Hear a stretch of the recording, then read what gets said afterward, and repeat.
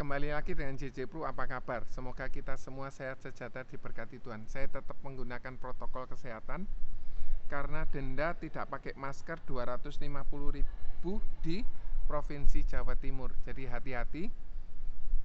Catatan investasi edisi Agustus 2020. Dan informasi ini disampaikan oleh Ibu Novi Imelda, Chief Investment Officer Prudential Indonesia, tentang hasil investasi Prudential per 30 Juni 2020 dan kinerja dana Pruling per Agustus 2020. Produk Unit Link adalah solusi perencanaan jangka panjang untuk menggabungkan unsur perlindungan jiwa dan investasi.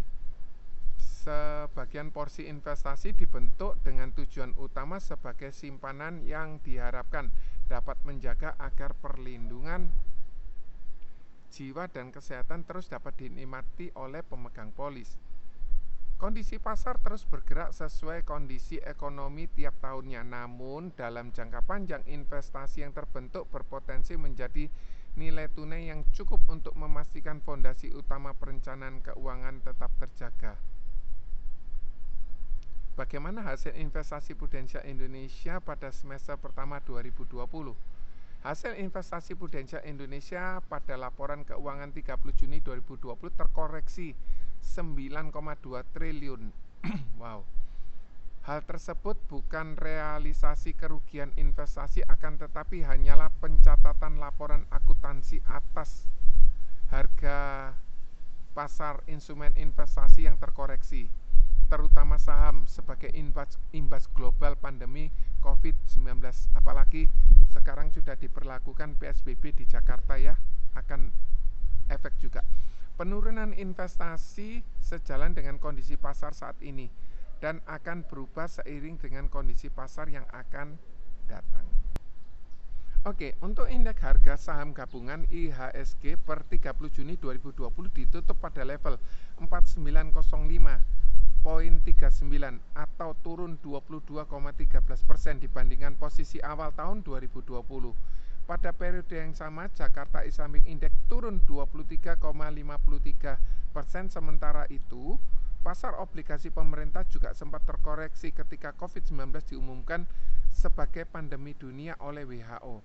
Akan tetapi, kemudian perlahan membaik ditopang dengan penurunan suku bunga Bank Indonesia sebesar 25 basis point menjadi 4,25%.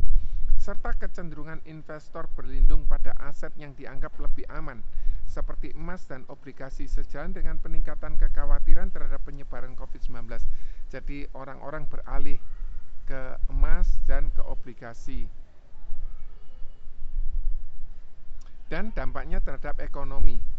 Indeks obligasi pemerintah IBPA Indobex naik 2,06% karena mereka berpindah dibanding dengan awal tahun dengan imbal hasil obligasi pemerintah 7,21 untuk periode 10 tahun pada akhir semester 2020.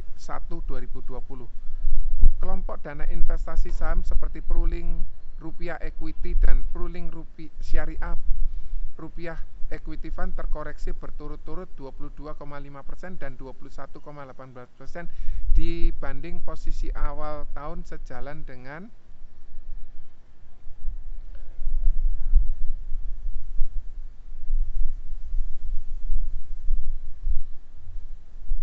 tolak ukurnya masing-masing.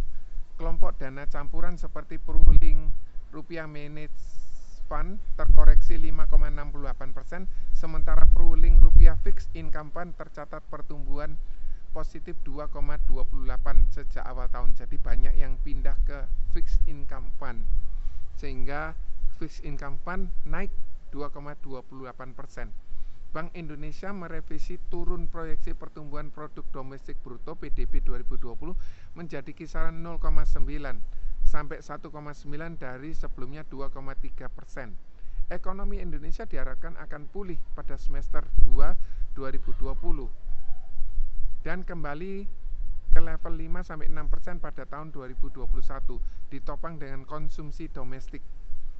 Luar biasanya karena yang pakai banyak, maka masih tertolong kondisi ekonomi Indonesia. Untuk itu pemerintah Indonesia sudah mempersiapkan dana stimulus 486 triliun atau setara dengan 4% produk domestik bruto. Harapan akan ketersediaan vaksin COVID-19 dan pemulihan data manufaktur di seluruh dunia membuat kondisi pasar modal dunia mulai menunjukkan perbaikan. Di dalam negeri, IHSG hingga akhir Agustus 2020 juga menunjukkan tren positif meski masih terkoreksi 16,84% sejak awal tahun. Sedangkan untuk penurunan suku bunga referensi Bank Indonesia menjadi 4%, membuat harga obligasi semakin membaik. Imbal hasil obligasi pemerintah per 31 Agustus 2020 turun menjadi 6,87% untuk periode 10 tahun. Hal tersebut diikuti perbaikan performa dana investasi pooling. Beberapa dana investasi malah membukukan performa yang cukup memuaskan seperti pooling syariah rupiah Asia Pasifik Equity Fund yang mencatat imbal hasil 19,86% sejak awal tahun. Jika dibandingkan tahun sebelumnya, dana investasi ini mencatat hasil 29,23% ditopang oleh strategi investasinya ke saham-saham berbasis teknologi yang tercatat di berbagai bursa efek di Asia dan Pasifik, terutama di Tiongkok.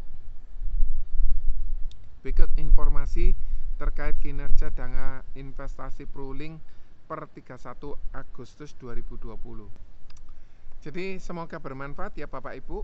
Catatan investasi edisi Agustus 2020 disampaikan oleh Ibu Novi Imelda, Chief Investment Officer Prudential Indonesia. Terima kasih guys, semoga bermanfaat.